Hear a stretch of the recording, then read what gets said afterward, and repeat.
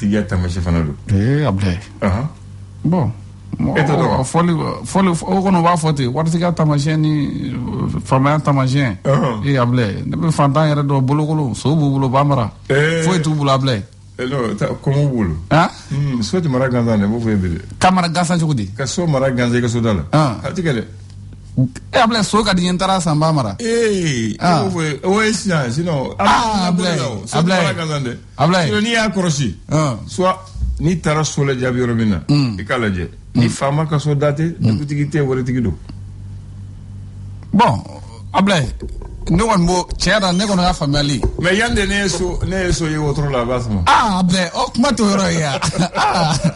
Bon hali n'a sɔrɔ ko interdit u y'o kɔni fɔ. Ayiwa. Sinon ne kɔni bolo bagan de don. Ablaye n'a ka di ye a se b'i ye a balo b'i ye. Ablaye i b'a san i b'a mara dɛ. Ina ni kuma ka ban. E yɛrɛ kuma ban. A se b'i ye a balo b'i ye. Ablaye mais o ni faamaya ni waritigiya tɛ fɛn kelen o. Bagan mun ali so min mun fɔ ye. Bagan mun kelen mun siyɔrɔ ka fura o ye so ye. Mun bɛ masiri o ye so ye. Mun bɛ bɛrɛbɛn o ye so ye. Mo fo ye bi ni do. Ablaye dugu bɛɛ n'a laada don. A yɔrɔ. Ayi n bɛna f'i ye. San n'i bɔra san ka se Ethiopie n'i ye soko kuma fɔ olu t'o minɛ o. Mais n'i taara misi sɔrɔ olu bolo. Ne bɛ kuma n'an yan. O b'a wala o de man ko dugu bɛɛ n'a tiɲɛ don. Ayi kana taa yɔrɔ la o. Hali yaw ko sogo bɛɛ n'a dunbaga. O ta ye. Bamananw ko ten. Voilà donc an bɛ kuma anw de fɛ. Fɔlɔ anw fɛ hali so. Ablaye kuma kɔrɔ don an ka ko ye. Ka so su lajɛ a fililen comme bagan to ye. So wa. Tiɲɛra ma deli k'a ye. Ala ko tiɲɛ. Ayi ma deli k'a ye m'a ye. Tiɲɛ don. Dingɛ de bɛ segin comme hadamaden ka so dɔ la k'a da so su an fɛ.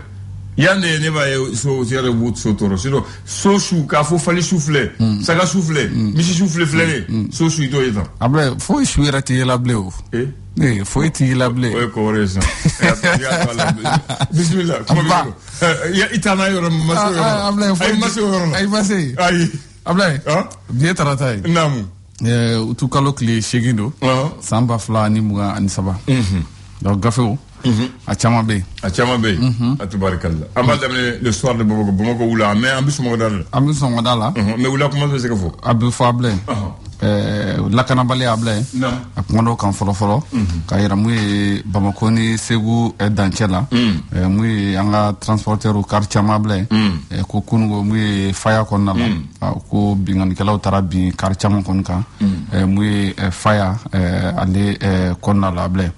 Ablaye ka kɛ ni bamaciwale kɛba olu ka waleya jugu ye. Kɛrɛnkɛrɛnnenya la Bayaŋara mara la dugu min n'u ko Bojo ko maa 15 bɔɲɔgɔnko Ablaye olu kɔni bɔnɛna u ni na ko dugu yɛrɛ k'u y'a jeni pewu.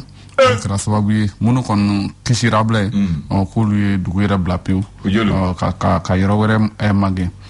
An ka jamana ɲɛmaaw kɛrɛnkɛrɛnnenya la an ka finitigilakaw olu kɔni wulikajɔw kɔni sabati n'u ye Mali ni Burkina Faso k'u ye sira ta ka taa n'u ye kɛrɛnkɛrɛnnenya la an b'a fɔ n'u ye Nizɛrikaw fɛ yen nɔ Ablaye an b'a fɔ hakilina in k'a tɛ dɔwɛrɛ ko k'a fɔ ko ayi tɛ dɔwɛrɛ ko k'a fɔ dɔrɔn ko CEDEAO ko a ye ŋaniya min ta k'a fɔ k'u bɛna finitigilakaw bila ka taa intervention kɛ Niger Ablaye k'u tɛ jɛn ni a ko ye.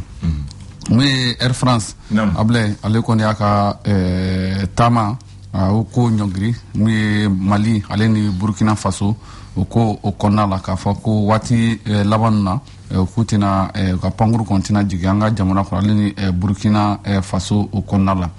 Ablaye CEDEAO u ka ultimatum dilen kɔfɛ mun ye kɛrɛnkɛrɛnnenya Nizɛrikaw ma ni finitigilakaw kɛlen don k'a fanga ta ye nin waati in na n'a ko ma se ka sira sɔrɔ Ablaye k'u bɛna ɲɔgɔn ye balilen kɛ kalo in tile 10 k'a bɛna kɛ Abuja mun ye Nizɛriyakaw olu fɛ yen na. L'indépendant kumana Ablaye MINUSMA ale ka taaliko la Ablaye ko baaraw kɔni daminɛna ka ban kɛrɛnkɛrɛnnenya la an b'a fɔ Ogosagu MINUSMA maa minnu kun bɛ yɔrɔ la Ablaye k'olu fana ye kasa kuru ko nka yanni utukalo in fana ka ban k'u ka contingent 2 fana bɛ yen olu fana bɛna kasaw fana kuru ka bɔ min ye an ka jamana o kɔnɔna la Ablaye Bayaŋara mara kɔnɔ ko mun ye Bojo sɛbɛnnikɛla yira k'a fɔ mun ye maa 17 k'olu bɔnnaw ni na ko dugu jenina o kɛrɛnkɛrɛnnenya la ko ni baara kelen yɛrɛ ko ye GNM k'olu maaw ka baara kelen ni ko ninnu ye Ablaye Et Thomas, colonel Ablaye Maïga. Je le répète, Ablaye. Ça marque. Allez, quoi qu'on Nyame Kunungu, Nyame Mouni, Amafo, Malini Burkina Faso, qui Nyon Soroy, Kairaka, for Krengraniala, Kubina, Nigerka, ou Kaseku Deme, Chugamuna, Kuna Soro, Kuni, Sidawi, Hakinam Takafo, Kubina Fintila, Blaka, Tuka Dukama, Kunuku Konturasina, Ku Malikon Fanamina, Ajorola, Aku Keneka. Ablaye, Kufop, Ulukon Kube, Wede Blani, Watin Konala. Mui kalafili jamana kundi kalafili Ablaye ko ka ko sinka jona ko kama soro kwa abe kalo duru la ni watina mu be ana ni nyon kalo duru ko bla la ko fe no retari donc ko ka o baro sinka jamana kundi ka kalafili ko ke ko ka ta ko election to ko atona nyana ba ko ko nana allez côté l'indicateur du renouveau l'indicateur fana kuma na Ablaye akodi mu Youssouf Toloba n'ale miliciens ka dana ambassadeur ko nyima odo Ablaye ale fana wele kambla ni watina kanyeshi yanga jamana nyama kama soro ko gariabala ka do mu bayangara ale mara ko na la kosobe kuka wuli ka joni fero wulu sabati Ablaye Ablaye nam wulu jume wulu kelengele bagan wulu kelengele wulu naka fa Ablaye ko naka kini ko anga jamana kono nyina chiffre yelela kosobe nake kini ge yoro chamana la rage wala ya fam bono ko haklimati wulu fanyini Ablaye nam renforcement de capacité baro sigira senga ka seka ejimo ka seko lu deme chukamna o stratégie la mobilité ani nani croix na songo beta be mi sefa wadi million keme shigi oma ko diramu ejimo ma ka seko deme chukamna tubarkalla mobili Ablaye nam sidao ka ultimatum obana ko akobana Nigeria fana ya ka frontière ko fermé ko sidao bina nyoye baldenke ni ala sonama alamsa nata nyoro mara kona la nyono Ablaye Sénégal ko segene no kama soro ko engrais ko dese ko abula ni watina umanga le chikan Ablaye chikan bla Chisarami ko kenya ko la mi chadon ka dokotoro kuni wasi keme sigida bikonoton kulu kalananga ya jamana konane Afro Basket Senior Dam Nigeria ade wula ki joni jonjo Sénégalais danga kera deuxième Mali kera troisième Ablaye le reporter kumara Ablaye mu kalafili nata no jamana kunti kalafili nata mu anga jamana kuno yan fu ilakaw kulu kon la yini ke mu Modibo Sidibe ko ka ke cheboy Modibo Sidibe kelen faranga wili ko ka ke cheboy très bien sono politicien era kun dade leno election ko ina Ablaye Bangasi modon ibe Bangasi don Bangasi na ko Bangas ay Bangas tere Bangasi koro marala mofti mara tere Bangasi ko sefa wari million kemeni biduru ani kele Ablaye ko yurugu leno fulo nyamando ala tara yoromna adona nyinti kono kuma fle Ablaye nam Fédération Malienne de Football ka nyamaya sigiri ko kun konala sala babi ko anaje nyo ko be ga mo la sira ko be ga la sira ni ke ote nam l'essor faso ka fasiri Ablaye ni mu jaya bagale yawa Ablaye nyama de be yangu yere nyama fama lu de be yan ayiwo ka keni session tanai commission mixte de coopération Mali ni Burkina Faso no barokera kunungo ko kum kona la Ablaye ma fo bolonom dala batakila ma fo gafe mukan ani nani Ablaye gafe no yera bakru bola era ka fo ni jamana ko fole nunu ku bina baraka ka nyeshimu jamana ni nyonche folo soro ko ni musaka ko kuna ko fana nyenyini fo ka tasemu nyini ta fanfela la ale ni diplomatie fo ka tase tamako duguma ale ni sanfela la fo ka tasemu yera israfe Ablaye kuna baraka o belajelen o kan mi kuluba anga jamana kuntigi kolonela Simi Goita ale koni wi Burkina Faso ko ala sigidi kurami me nale ya no Ablaye no muso la kawye est-ce que malien de malien la Dembélé bon jamana in bɛɛ kelen ko bamanankan mɛn ko bobokan mɛn burukina bɛɛ bɛ bamanankan mɛn ayi ko bamanankan bobokan mɛn ko o ye maliyɛn ye ba parce que n'i taara Sikaso yan fan in fɛ Ablaye cɛ bobo ni fɛn ninnu kɔni nin bɛɛ ye Mali ye Ablaye Ablaye musolakaw ka Ligue des Champions o baaraw fana daminɛna AS Mandé n'ale bɛ taamana Libéria ni waati in na u ye bɔko fɔlɔ kɛ ka sɛbɛya fɔlɔ sɔrɔ 3-0 Ablaye ka to mun ye faso ka fasiri kɔnɔ hali bi donc an b'a fɔ n'i ye jateminɛ kɛ mun ye Fédération Malienne de Football ka ɲɛmaa sigi la hali bi mun ye ko Sala Babi ale kɔni sinsinna Salaha Babi a kɔrɔbɔla ma fɔ ayi Sala o y'a bamananma ye o y'a tubabukan sɛbɛn Salaha Babi ko ale sinsinna ye élection nataw la ko ka kɛnɛ k'a fɔ mun ye commission ɲɛsinnen bɛ mun ye kalafiliko la Fédération Malienne de Football la ale ka dossier kɔni rejeté-ra u fɛ ko nka candidat yɛrɛ ko élection nata mun kan ka kɛ tile 29 Ablaye ko ale sen bɛna yala a ko tɛ nin an b'a sigi ka a ko tɔ lajɛ n'a kɛra cogoya min na tubaarikala Souleymane Coulibaly Ablaye Handane an bɛ bi dɔn min na o ye 8 août ye o don bi ɲɔgɔn 8 août 1958 k'a sɔrɔ an bɛ jɔnya juru la tubabu bolo France Soudan français De Gaulle de nana k'a fɔ télévision na a ko fɛn fɛn mun ye farafin jamana tubabu mun mara mun bɛ AEF la ani AOF AEF c'est Afrique équatoriale française et Afrique occidentale française. Ouais, on est Côte d'Ivoire, Niger, Togo, Bénin, Burkina. L'autre là, c'est Centrafrique, Gabon, Zambie, Zimbabwe. Allez, quoi? Ma m'a fait qu'à indépendance ta qui est en bas d'Ama. Non, pas fait qu'à indépendance ta autonomie la caton France les fana ambition. Allez, allez. N'a pas que tu comme. N'a pas que tu comme. A y'a fɔ ŋɔni yɔrɔ min na dɔrɔn sekutɛrɛ ko ne bɛ sɔn a ko non ne bɛ nin de kɔnɔ sa an mɛnɛ jɔnya juru la an bɛ sɔn ko bɛ sɔn wa ko a bɛ sɔn a ko de Gaulle ma nous préférons la pauvreté dans la liberté que l'opulence dans l'esclavage. La Guinée prend son indépendance. Top. Voilà. Comprenez. De Gaulle dit là comprenez. O y'a ta fana. O y'a ta kɛ. A b'u bolo. Mais oui c'est vrai. Mais maintenant, Mali ni Sénégal, au Soudan, olu ko olu bɛ indépendance mais en autonomie avec la France, mais en fédération. En Sénégal ko en bata, mais on rentre dans le cadre de l'autonomie avec la France, mais on va créer une fédération entre les deux pays, la fédération du Mali, pour le côté.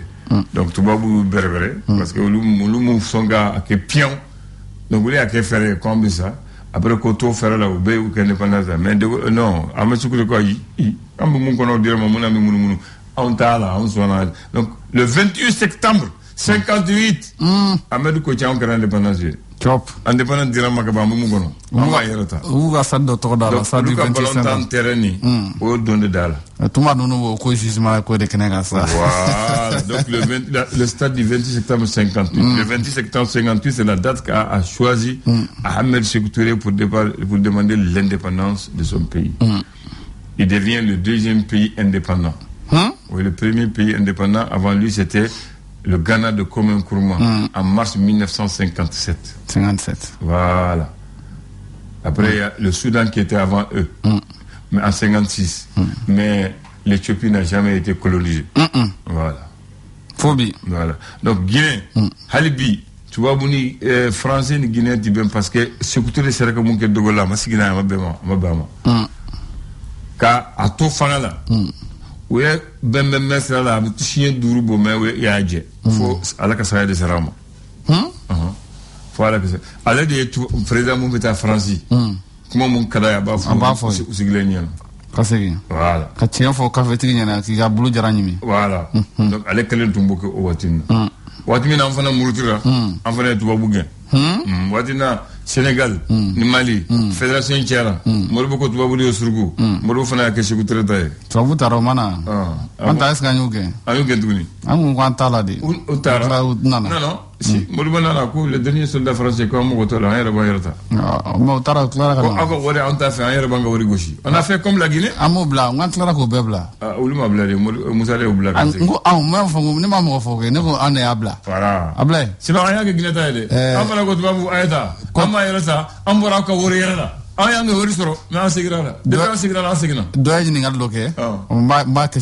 Peut-être de Chine, il n'a coach Michel Mali, il y a le M là, ça veut dire quelque chose. Le A, ça veut dire quelque chose. Le L, ça veut dire quelque chose. Le I, ça veut dire quelque chose. Oh, aïwa. Ah, comment faire ni? Ne chidi. Ne comme Mali. Ouais, M est Moussa. Moussa. Modibo. Voilà. Ani Mariam ni Mariam. Oui, ça va. Président Folofla. Le Togo Folé Moussa. Modibo. M. Mariam ani Mariam. Oubé Moussa Mariam. Ouais, Abo Ani. Alpha Omar Konare. Amadou Toumani Touré. Adam Konare. Aminata Meiga. Ouais, aïe. Amadou Aya Sanongo. Voilà. Maintenant, Elni. Assimi. Non, Assimi nana sande. O farala ka sa. Azoro Elni. Ati Cheula. Ati Musola. Abim Jongo Musola. Lobo. Atete Muso. Amadou Toumani Touré. Mbobla ala alfa la. El o Lobo. I o Ibrahim Boubacar Keita Ibeka. Est-ce que Lobo a toléré? Ah, Lobo a toléré. Maintenant, I o Ibrahim Boubacar Keita Mali from Fleur. Voilà. Ah, aïwa. Quoi dire à femme? Bakari Président. Donc, le flash. Le flash d'information avec la rédaction de Clédou Info.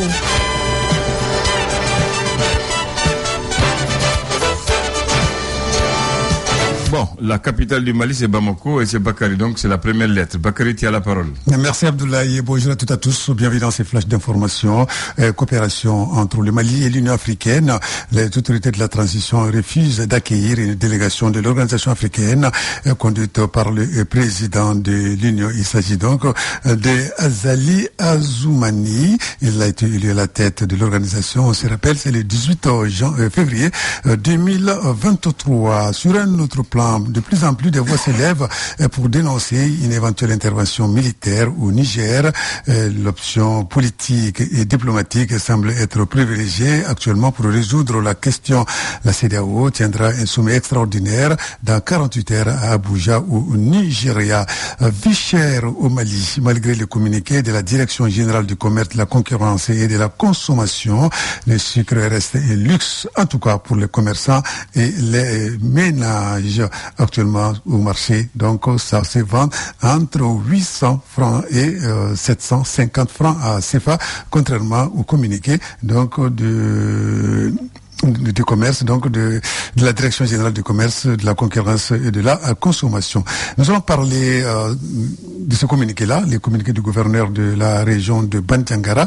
Dans un communiqué, il informe l'opinion publique nationale et internationale que des paisibles populations du village de Boudia, commune rurale de Doukombo, cercle de Bandiangara, ont fait l'objet d'une attaque terroriste lâche et barbare. C'était le samedi dernier, 5 août 2023, vers 16h. Le bilan fait état de 15 morts et 2 blessés. Le lendemain, dimanche 6 août 2023, une moto tricycle transportant des chasseurs a heurté un engin explosif improvisé entre les villages de Bodio et Anakanda. Les 2 occupants de l'engin sont décédés immédiatement.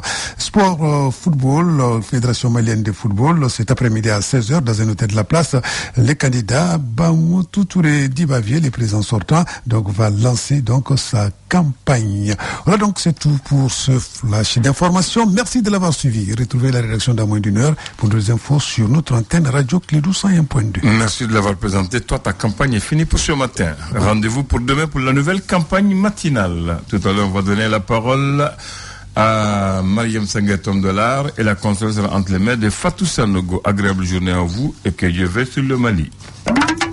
Move Africa Malitel, premier sur le bon plan. Ce 8 août.